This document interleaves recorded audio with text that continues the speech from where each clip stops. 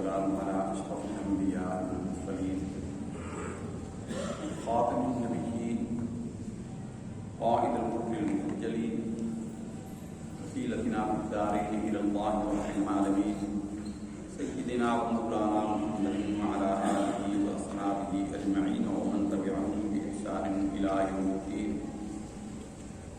أما بعد فقد قال الله سبحانه وتعالى في القرآن المجيد والفرقان الحميد: أعوذ بالله من الشيطان الرجيم. بسم الله الرحمن الرحيم.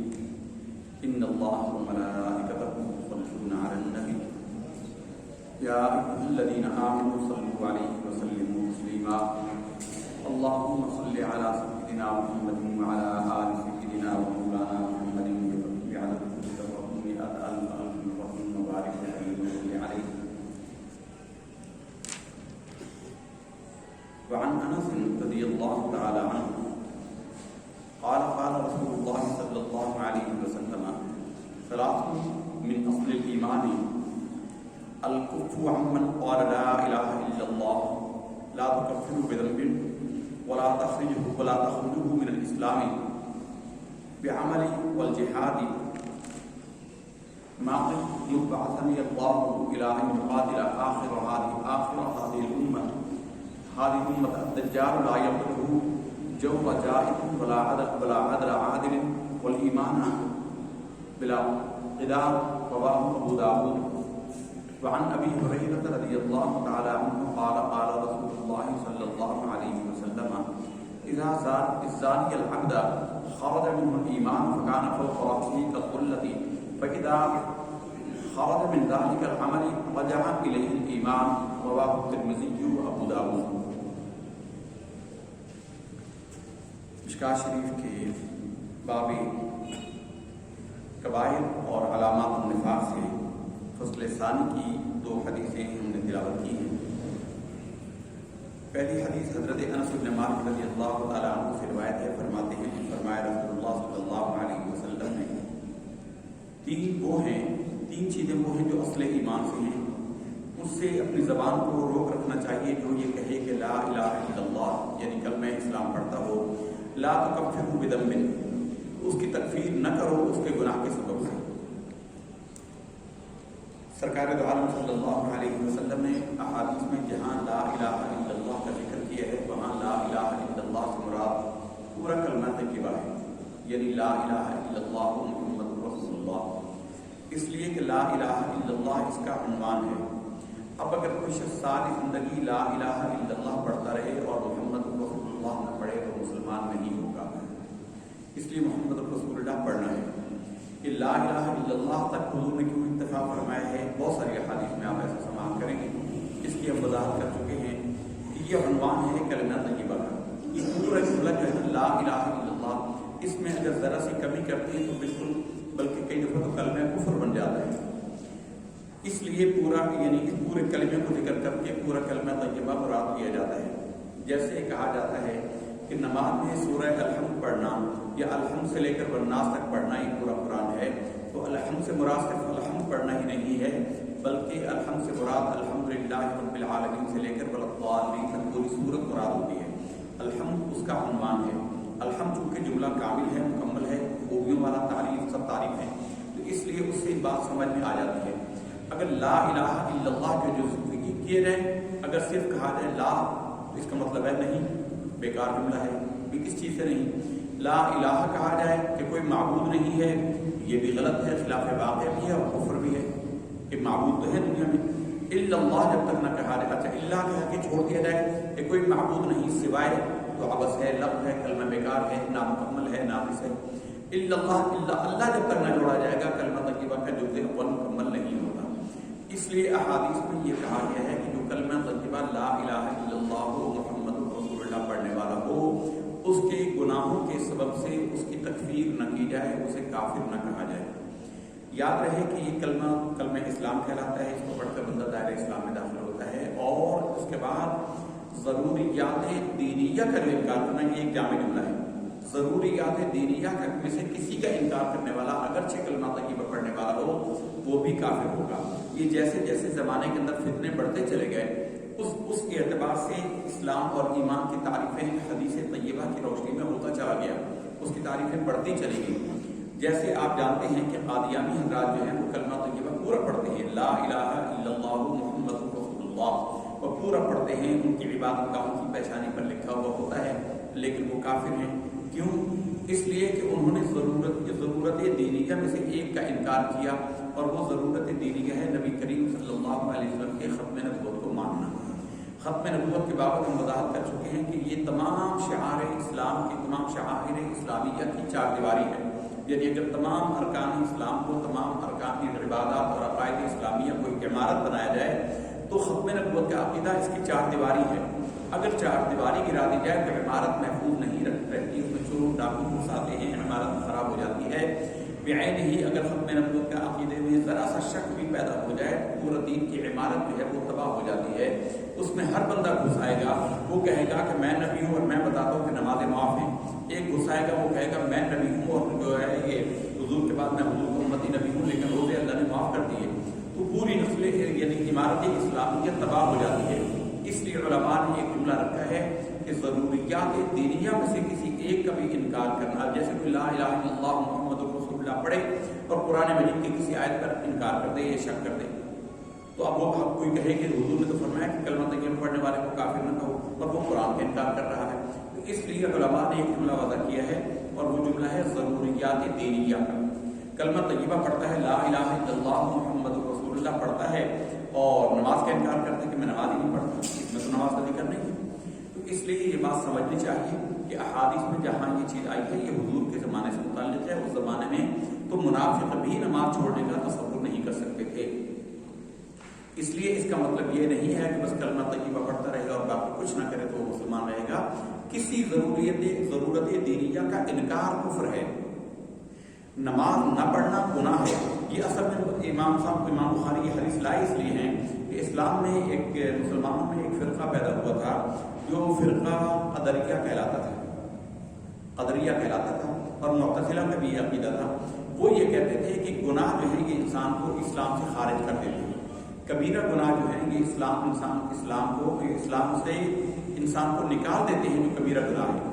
معتزلہ کا اس میں عقیدہ یہ تھا کہ جو گناہ کبیرہ کرے وہ نہ مسلمان رہتا ہے نہ وہ کافر ہوتا ہے، وہ درمیان میں رہتا ہے، اور اگر وہ مر جائے تو اس کا جنازہ بھی نہیں پڑھا جائے گا اور اس کا انجام کافروں جیسا ہوگا۔ یہ اسلام میں قدریہ اور معتزلہ کا یہ عقیدہ رہا ہے۔ تو امام بخاری رحمہ اللہ تعالیٰ اس کے بارے میں یہ حدیث اس لیے لائے ہیں کہ حضور نے فرمایا کہ کسی کی بے عملی یا بدعملی کے سبب سے اسے کافر نہ کہو جب تک کہ وہ ضرورت دینیہ میں سے کسی کا انکار نہیں کرتا۔ نماز ایک شخص نہیں پڑھتا، اس کی کوتاہی ہے، شامت عمل ہے۔ اس میں ہم نے شاید پہلے ایک دفعہ ذکر کیا تھا، حدیث شریف کے اندر ہے من ترک الصلاۃ متعمدا فقد کفر، جس نے جان بوجھ کر نماز چھوڑی اس نے کفر کیا۔ کفر کرنے سے وہ کافر نہیں ہو گیا، نماز کسی نے چھوڑی تو کافرانہ روش اختیار کی، اس کا مطلب یہ نہیں ہے کہ وہ کافر ہو گیا۔ ہاں اگر وہ کہے کہ میں نماز پڑھتا ہی نہیں یا میں نماز کو مانتا ہی نہیں تو پھر وہ کافر ہو جائے گا۔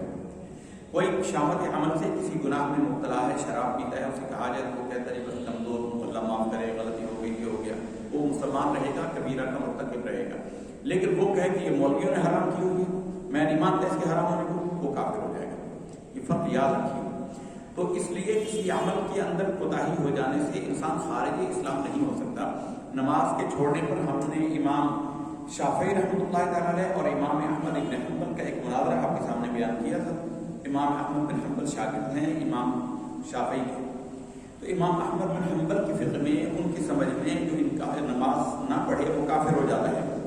تو امام شافعی رحمۃ اللہ تعالی نے ان کو اپنے شاگرد کو سمجھانے کے لیے بڑا عجیب اسلوب اختیار کیا۔ انہوں نے کہا کہ بیٹے تو کہتا ہے کہ جو نماز نہ پڑھے وہ کافر ہو جاتا ہے، تو مجھے بتاؤ کہ ایک شخص کلمہ طیبہ پڑھتا ہے، مسلمان ہے، انہوں نے کہا جی، انہوں نے کہا وہ نماز نہیں پڑھتا، کلمہ طیبہ پڑھتا ہے، نماز نہیں پڑھتا، انہوں نے کہا وہ کافر ہو گیا۔ کہا کہ پھر اس کے اسلام کی صورت کیا ہوگی؟ انہوں نے کہا کلمہ پڑھ لے، انہوں نے کہا کلمہ تو پہلے ہی پڑھتا ہے۔ پھر انہوں نے کہا کہ نماز پڑھ لے، تو آپ نے فرمایا، امام شافعی نے استاد نے فرمایا کہ اچھا نماز پڑھ لے تو کافر کی نماز تو ہوتی نہیں۔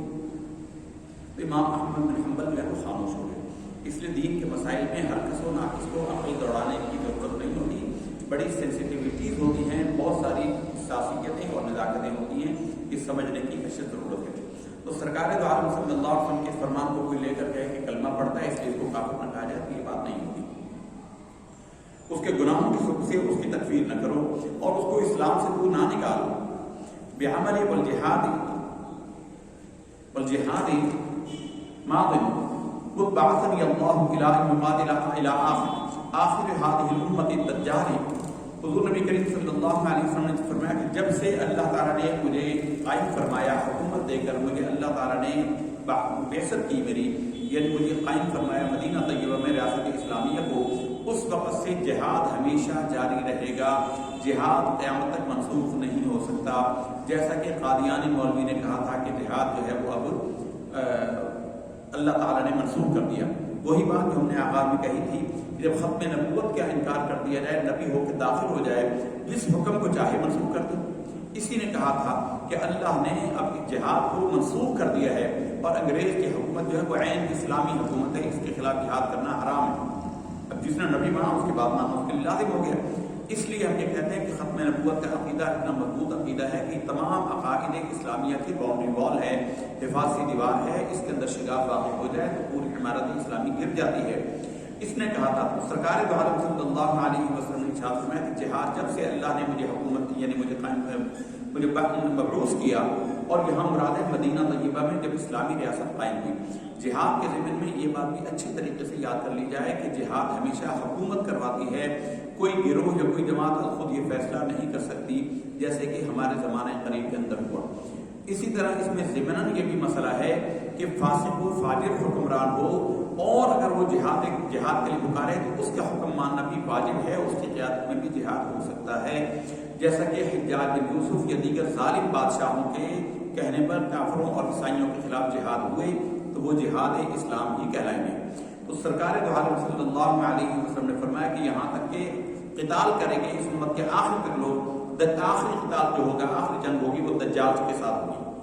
حضرت عیسیٰ علیہ نبینا علیہ الصلوۃ والسلام اور حضرت امام مہدی کی قیادت میں یہ امت جو ہے وہ دجال مسیح دجال کے ساتھ جہاد کرے گی، اور دنیا میں کوئی ایک بھی کافر باقی نہیں رہے گا، اور یہ آخری جہاد ہوگا۔ اس کے بعد جہاد ختم ہو جائے گا۔ جہاد تو کافر ہی سے ہوتا ہے، تو کافر ختم ہو جائیں گے، جہاد ختم ہو جائے گا، پھر سارے لوگ مسلمان ہو جائیں گے۔ پھر ایک زمانہ آئے گا کہ سارے قوم کا وفات ہو جائے گی، حضرت عیسیٰ کا انتقال ہو جائے گا، وہ حضور کے روضہ مبارک میں دفن ہوں گے، حضرت امام مہدی کا بھی انتقال ہو جائے گا۔ اس کے بعد آہستہ آہستہ زمانے کے اندر خوشحالی بہت آ جائے گی، تو اس کے بعد پھر لوگ کافر ہونا شروع ہوں گے، یہاں تک کہ جب قیامت آئے گی اس وقت ایک بھی مسلمان باقی نہیں رہے گا، سب کافر ہوں گے، تو قیامت قائم ہوگی۔ یہ لا الہ الا اللہ محمد رسول اللہ کہنا یہ زمین کے قائم رہنے کا سبب ہے۔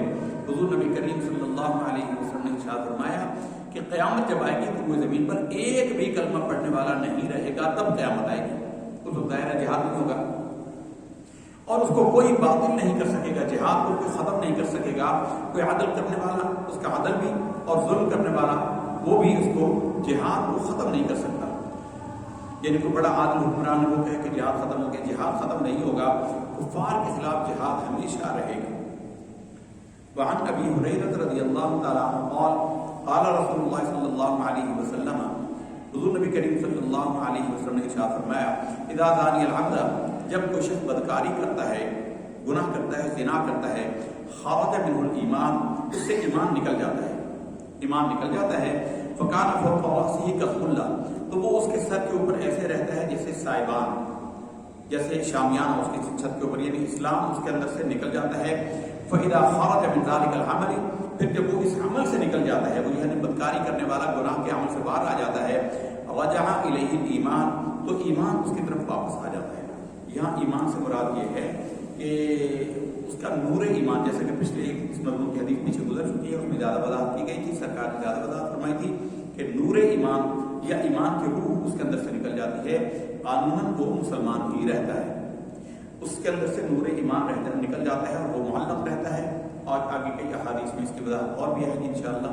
تو اس کے جسم سے نکل جاتا ہے، اور جب وہ بدکاری سے کہ ایمان کی غیرت اس کے دل سے نکل جاتی ہے، مراد یہ ہے غیرت ہو تو اس طرح کے کام بندہ کرتا ہی نہیں، جب غیرت نکلے گی اس کے سر پر معلق رہے گی، جب اس سے بعد آ جائے۔ اس میں وضاحت طلب مسئلہ یہ ہے کہ اگر کوئی شخص گناہ کی حالت میں مر جائے، بدکاری کرتا ہوا مارا جائے یا مر جائے، ہارٹ اٹیک ہو جائے یا کوئی بیماری ہو جائے، خدا نخواستہ کسی کو، تو وہ مر جائے گا تو وہ مسلمان ہی سمجھا جائے گا، اس کی نماز جنازہ بھی ہوگی لیکن وہ مسلمان بھی کہلائے گا، اگرچہ اس وقت میں اس سے ایمان کا نور اس کے دل سے نکل گیا، اس کے اوپر صاحبان ہو گیا، لیکن رہے گا وہ قانون مسلمان کی۔ اللہ تعالی ہمارے اعمال کی، ہمارے ایمان کی حفاظت فرمائے، ہمارا جینا اسلام پر، ہمارا خاتمہ ایمان پر فرمائے۔ وما علینا الا البلاغ۔